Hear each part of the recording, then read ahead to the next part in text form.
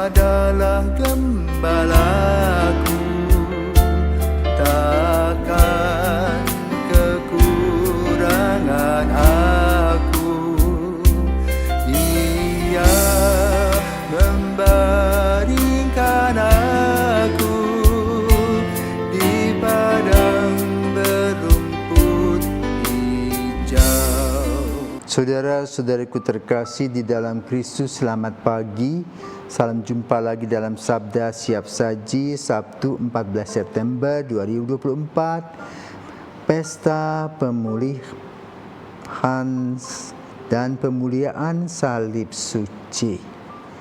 Marilah kita berdoa dalam nama Bapa, Putra, dan Roh Kudus. Amin. Oh kayu indah mulia yang dihias darah Raja, Kau terima kehormatan menjadi tumpuan Tuhan. Bahagialah lenganmu, gantungan tangan terpaku, yang lemas namun kuasa merebut mangsa neraka. Hai salib harapan kami pada hari pesta ini, yang saleh mohon dituntun, yang salah mohon diampuni.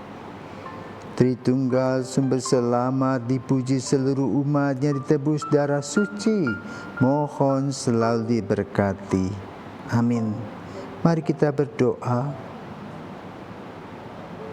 Ya Allah, menurut rencanamu putramu menanggung salib untuk menyelamatkan umat manusia. Semoga kami di dunia mengakui karunia-Nya yang mulia, dan kelak di surga menikmati ganjaran penebusannya. Sebab Dialah pengantara kami yang hidup dan berkuasa bersama Bapa dalam persekutuan Roh Kudus sepanjang segala masa. Amin. Tuhan bersamamu dan bersama rohmu. Inilah Injil Yesus Kristus menurut Yohanes. Dimuliakanlah Tuhan. Dalam percakapannya dengan Nikodemus, Yesus berkata, "Tidak ada seorang pun yang telah naik ke surga selain Dia yang turun dari surga, yaitu Anak Manusia.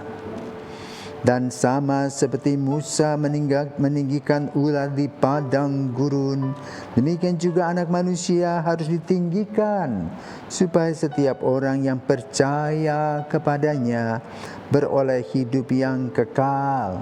Karena begitu besar kasih Allah akan dunia ini, sehingga Ia telah mengaruniakan anaknya yang tunggal, supaya setiap orang beroleh hidup yang kekal. Sebab Allah mengutus anaknya ke dalam dunia, bukan untuk menghakimi dunia, melainkan untuk menyelamatkannya." Demikianlah sabda Tuhan, terpujilah Kristus.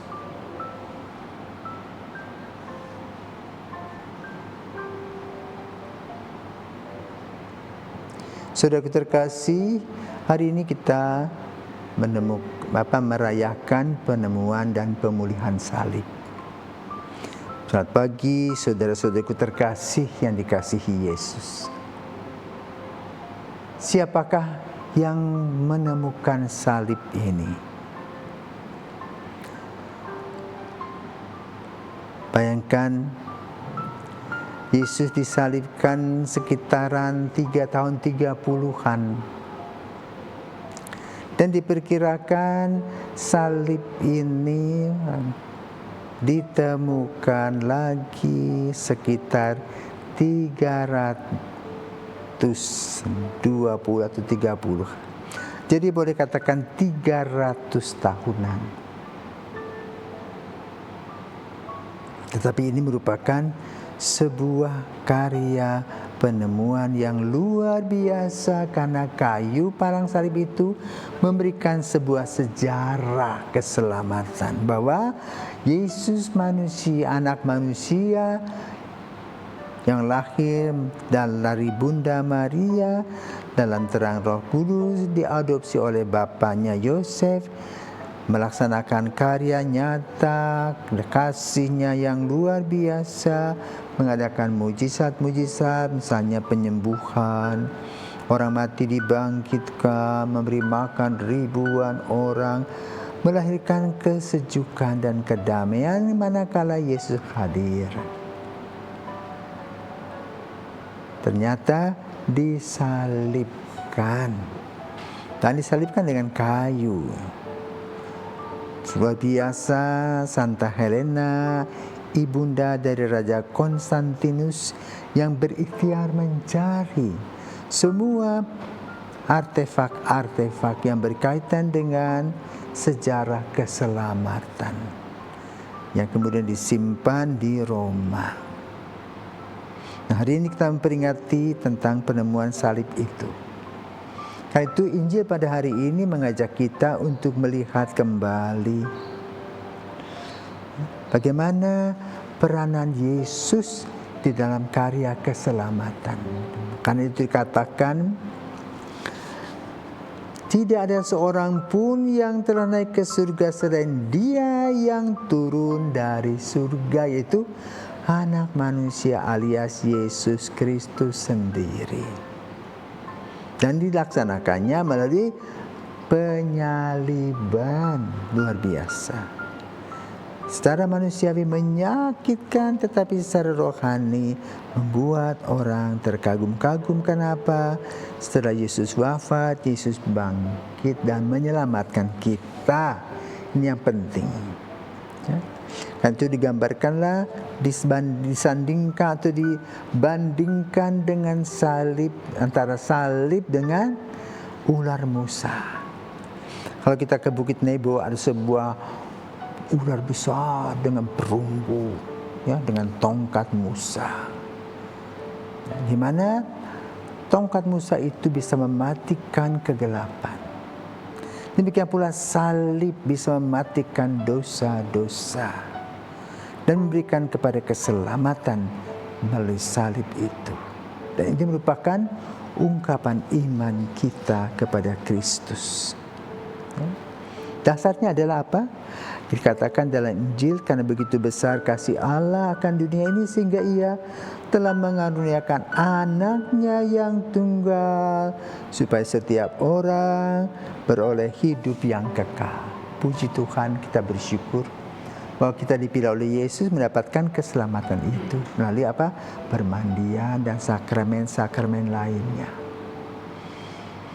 Maka mari kita menikmati apa saja yang Tuhan beri dalam kehidupan kita sehari-hari, baik berupa tantangan, kesulitan, penderitaan, harapan, iman dan kasih, serta kekuatan dan peluang.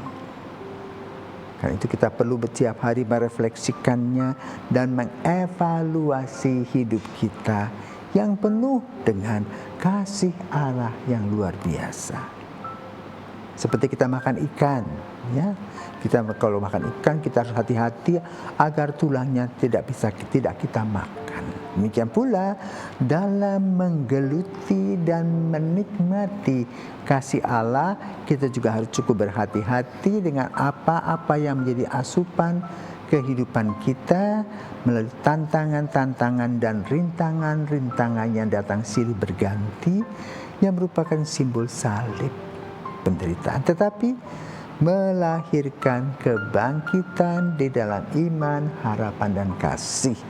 Semoga Tuhan memberkati dan kita bersyukur untuk penemuan salib suci ini yang mengingatkan kita melalui salib ada kebangkitan. Selamat pagi.